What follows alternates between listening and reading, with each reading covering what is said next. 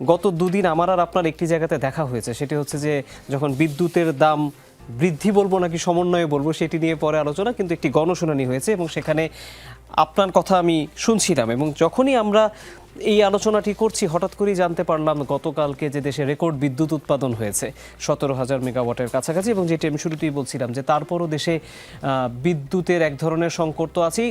ওই দিনও যে লোডশেডিং হয়নি তা না, এবং গত 7 দিনের পিডিবি ডেটা বলছে যে অন্তত দুদিন 2000 মেগাওয়াটের উপরে লোডশেডিং হয়েছে বাংলাদেশে। আমি বিদ্যুতের দাম সমন্বয়ের ব্যাখ্যাটি নিয়ে আপনারা বেশ কিছু প্রশ্ন তুলেছেন। শুরুতেই এই গণশুনানি নিয়ে আপনার এক্সপিরিয়েন্সটা জানবো, বাংলাদেশে এখন বিদ্যুতের দাম বাড়ানোর সময় হয়েছে কিনা। অনেক অনেক ধন্যবাদ আপনাকে। প্রথমে আমি আপনাদের অনুষ্ঠানের যে নামকরণটা, এটার সাথে গণশুনানির একটা সংযোগ ঘটাতে চাই। আপনাদের অনুষ্ঠানের নাম হচ্ছে রাজনীতির জনগণ না জনগণের রাজনীতি, নাকি? জি, এটা আমাদের শুরুর ইন্ট্রোতে আমরা বলি সবসময়, বলেন সবসময়। এটার সাথে আমি এই অনুষ্ঠানটা এর আগে 2-1বার দেখেছি। আজকে বিশেষ করে আপনি এই মুহূর্তে যখন বলছেন তখন আমার মনে হচ্ছিল যে গণশুনানির আসলে কি জন্যে, মানে গণশুনানির সাথে রাজনীতির সম্পর্কটা কোথায়। দেখুন, গণশুনানিতে আপনি যেহেতু 2 দিন আমার সাথে ছিলেন, আমাদের সাথে ছিলেন, আমি 2 দিনই ছিলাম, এবং 2 দিন ব্যাপকভাবে সময় দিয়ে কিন্তু আমরা চেষ্টা করেছি সবাই, দুপুরে একটু খাওয়া দাওয়া ছাড়া আমরা পুরো টিম সেখানে ব্যস্ত ছিলাম। সেখানে একটা জিনিস নিশ্চয়ই আপনি লক্ষ্য করেছেন, সেখানে একটা হিসাব নিয়ে হিসাব হয়েছে। অর্থাৎ বিভিন্ন বিদ্যুৎ যারা প্রবাহ অথবা বিদ্যুতের সাথে সংশ্লিষ্ট সকল স্টেক হোল্ডাররা বা যারা ব্যবসায়ী বা যারা কাজ করছে, তারা বোঝানোর চেষ্টা করেছে যে বিদ্যুতের দাম না বাড়ালে চলছে না।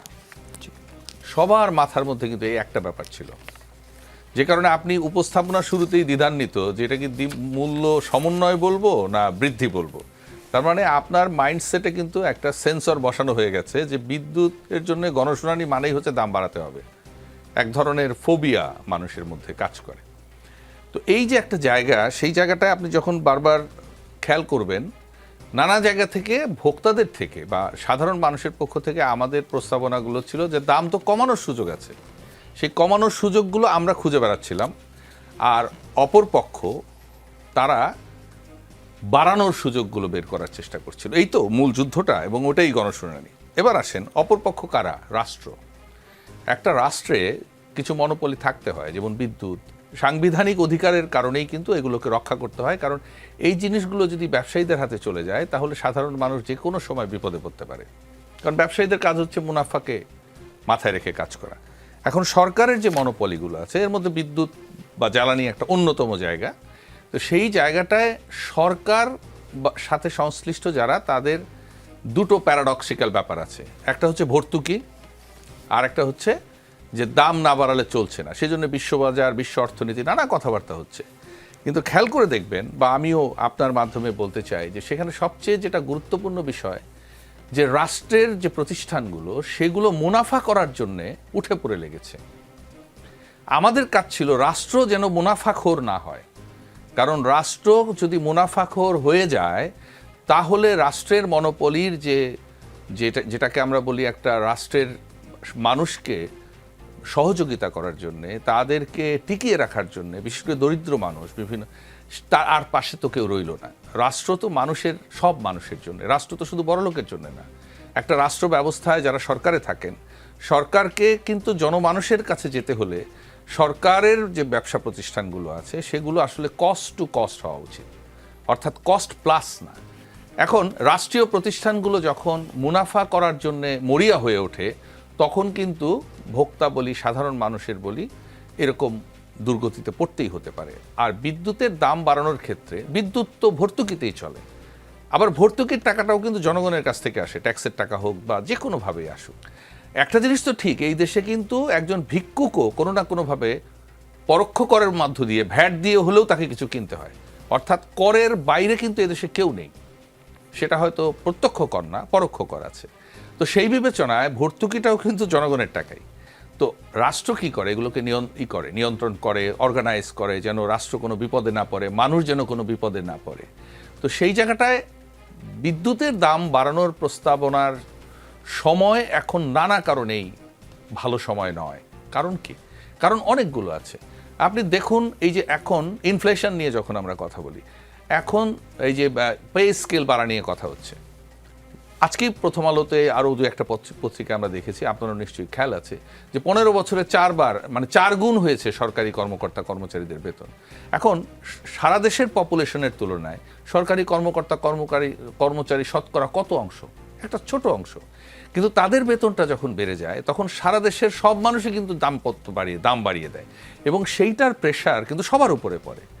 মরার উপরে খাড়ার ঘা। একদিকে এই কারণে ইনফ্লেশন হবে, আবার বিদ্যুতের দাম বাড়ানো মানেই কি প্রত্যেকটা ক্ষেত্রে তার ইম্প্যাক্ট পড়বে, এমন কোনো জায়গা নেই যেখানে সেটা পড়বে না। কিন্তু ডক্টর মিজানুর, এটাও তো একটা বাস্তবতা আজকে তাদের কাছ থেকে মনে হয়েছে। জিনিসটা অনেকটা এরকম মনে হয়েছিল যে ওনাদের যে সিস্টেম লস আছে বা ওনাদের ভিতরে যে সীমাবদ্ধতা আছে কিন্তু সেটা তারা মেনে নিচ্ছেন, কিন্তু এটাও তো একটা বড় বাস্তবতা যে চলতি অর্থবছর পিডিবি আশঙ্কা করছে 62,000 কোটি টাকার ঘাটতি হবে তাদের, পরের বছর সেটা 65,000 কোটিও হয়ে যেতে পারে।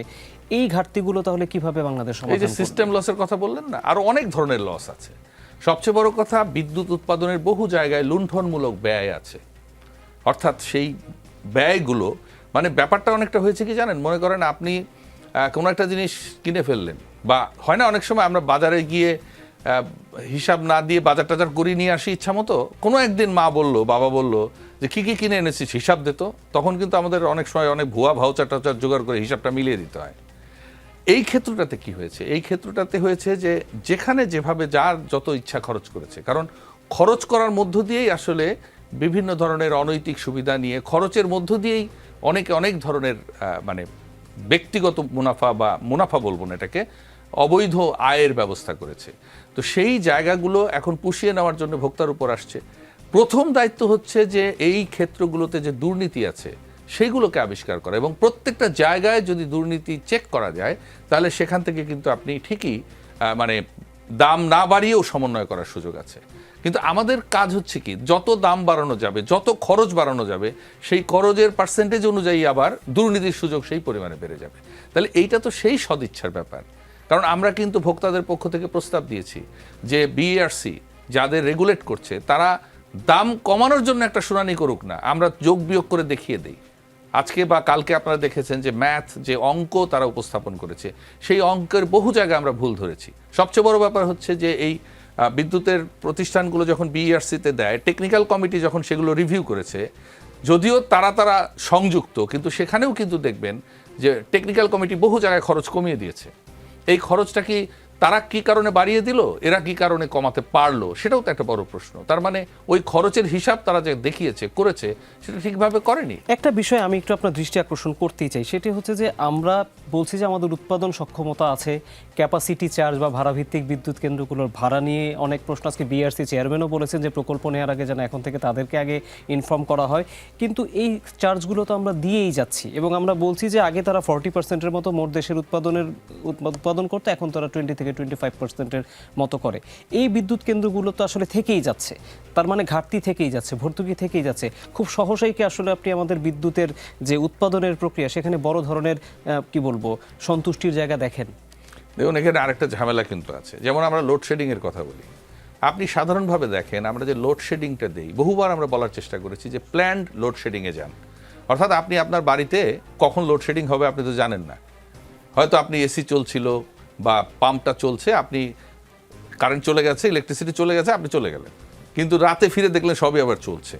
কিন্তু আমি যদি জানতাম যে এই লোডশেডিংটা হবে হলো বিকাল মানে 5টা থেকে 7টা পর্যন্ত, তাহলে আমি কি করতাম? এই সময়টার জন্য আমার একটা পূর্ব প্রস্তুতি থাকতো, এবং এই সময়টাকে মাথায় রেখে আমি সব কিছু করতাম। এই দেশে প্ল্যান্ড লোডশেডিংটা হলেও তো বহু খরচ কমে যাবে। কারণ আমরা যখন ডিমান্ডের কথা বলি, যে বিদ্যুৎ তো আসলে আপনার তার একটা অটো ডিমান্ড তৈরি হয়, সেই ডিমান্ডগুলো মিটারের মাধ্যমে তারা সিগন্যালটা পায়, তারা ওইভাবে বিদ্যুতের সাপ্লাইটা দেয়। কিন্তু আমাদের এই লোডশেডিং যখন ইচ্ছা তখন হওয়ার কারণে কি হয়েছে, যারা ভোক্তা তাদেরও কোনো প্রস্তুতি নেই, তারা সবসময় অপ্রস্তুত, সবসময় একটা ট্রমার মধ্যে আছে, আর হিসাবকৃতরা গরমিল হচ্ছে, এবং বহু ধরনের বিদ্যুতের অপচয় হচ্ছে এই সময়টাতে।